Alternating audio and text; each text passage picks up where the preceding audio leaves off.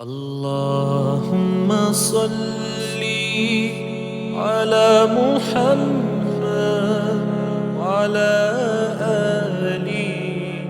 آل محمد اللهم صل۔ فقہ کو جدید قانون کے ساتھ ملا کر ان کو پڑھائیں، تاکہ جب یہ حدود اور تعزیرات کا سلسلہ ہماری کتابوں میں پڑھیں تو وہ یہ دیکھ لیں کہ تعزیرات پاکستان میں کیا ہے جو وہ پڑھایا جا رہا ہے۔ اسلامی نظریاتی کونسل اور OIC کا ذیلی ادارہ مجمع الفقہ الاسلامی الدولی، تو وہاں جو جدید موضوعات زیر بحث ہیں یا جو اس وقت عناوین ان کے زیر بحث ہیں، تو ہم کوشش کرتے ہیں کہ ان عنوانات پر، ان سفارشات پر بھی یہاں بات ہو۔ فتویٰ نویسی کے حوالے سے علماء کی کیا ذمہ داریاں بنتی ہیں، اس کے کیا اخلاقی اور روحانی پہلو ہیں۔ عموماً فتاوی نویسی کو ایک بہت آرٹیکولیشن کے ساتھ محض ایک ٹیکنیکل سبجیکٹ کے طور پر تو پڑھایا جاتا ہے، لیکن ایتھکس آف فتاوی نہیں پڑھایا جاتا کہ اس کے اخلاقیات اور آداب کیا ہیں۔ تو یقیناً آپ کا ایک طویل مدت کا تجربہ ہے، تو مجھے امید ہے کہ ہم سب آپ سے ضرور استفادہ کریں گے۔ اللهم صل على محمد وعلى آل محمد۔ ان کی اس مختصر سی گفتگو میں جو تعارف انہوں نے پیش کیا ہے اور اپنا پروگرام سامنے لائے ہیں، اس سے پتہ چل رہا ہے کہ جو بہت ساری تجاویز میں دینا چاہتا تھا ماشاءاللہ وہ پہلے ہی اس پہ عمل پیرا ہے۔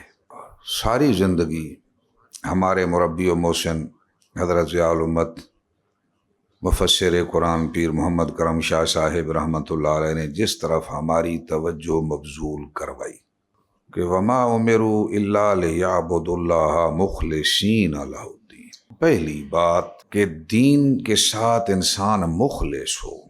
حضرت امام وکیع نے جو حضرت امام شافعی کو وصیت فرمائی وہ یہ تھی کہ اللہ کی نافرمانی نہیں ہونی چاہیے۔ اللہم صلی علی محمد وعلی آل محمد۔ عظیم المرتبہ مفتیان اعظام حضرت علامہ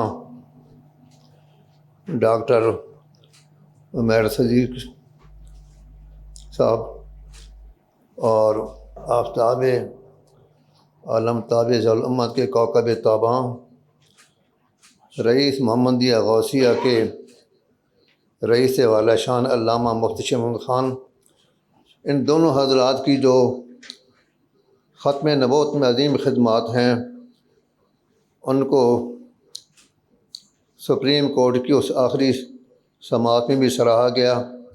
اللہ تبارک و تعالی ان کی خدمات کو شرف قبول عطا فرمائے۔